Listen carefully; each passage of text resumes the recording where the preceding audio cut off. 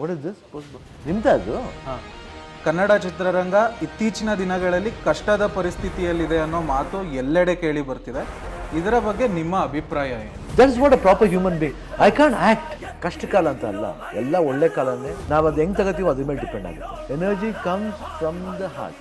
ನಿನ್ನ ಹಾರ್ಟ್ ಏನು ಹೇಳುತ್ತೆ ಅದು ಕೇಳಬೇಕು. ನಿಮ್ಮ ಹಳೆಯ ಸಿನಿಮಾಗಳಲ್ಲಿ ಯಾವುದಾದರೂ ಒಂದಕ್ಕೆ ಪ್ರೀಕ್ವೆಲ್ ಮಾಡುವುದಾದರೆ ಅದು ಯಾವ ಸಿನಿಮಾಗೆ ಮಾಡಬಹುದು? I think Om. ಬಟ್ ಓಮಿಂದು ಜರ್ನಿನೇ ಇದೆಯಲ್ಲ ಆ ಫಿಲ್ಮಲ್ಲಿ. ಜರ್ನಿ ಇದೆ.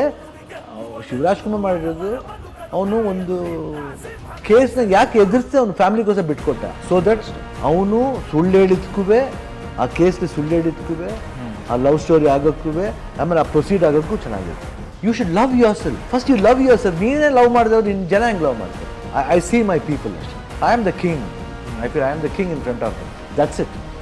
ಅವರು ಸ್ಟ್ರೀಟ್ ಫುಡ್ಸು ಎಂಜಾಯ್ ಮಾಡಿ ತುಂಬ ಇಡ್ಲಿ ಎಲ್ಲ ನಿಮ್ಮ ಸ್ಟ್ರೀಟ್ ಫುಡ್ ಸಿಗೋ ಥರ ಇಲ್ಲಿ ಸಿಗುತ್ತೆ. Not only I go to even ರೋಡ್ಸ್ಗೆ ಹೋಗ್ತಿದ್ದೆ, ಸ್ಟಾರ್ ಹೋಟ್ಲಿಗೆ ಹೋಗ್ತಿದ್ದೆ. ಅವಾಗ ಅಲ್ಲಿ ಬಟರ್ ಚಿಕನ್, ಚಿಲ್ಲಿ ಚಿಕನ್ ದೋಸ್ತಿಂಗ್ ಇನ್ನೂ ನಾಲ್ಗೆ.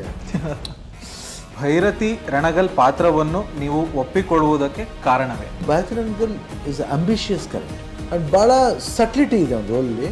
ವಿಷನ್ ಇದೆ. ಆ vision is something else that attracted me more. ಒಂದು ಅಂಬಿಷಿಯಸ್ ಕ್ಯಾರೆಕ್ಟರ್ ಸಿಗೋದು ತುಂಬ ಕಷ್ಟ. ಆ film directed by Shivaraj Kumar ಅನ್ನೋದನ್ನು ನಾವು ನೋಡುವ ಅವಕಾಶ ನಮಗೇನಾದರೂ ಸಿಗಬಹುದಾ? ಕಮಿಟ್ಮೆಂಟ್ಸ್ ಇದೆ. ಬೇಡ, let me be an actor for like father. Are you happy?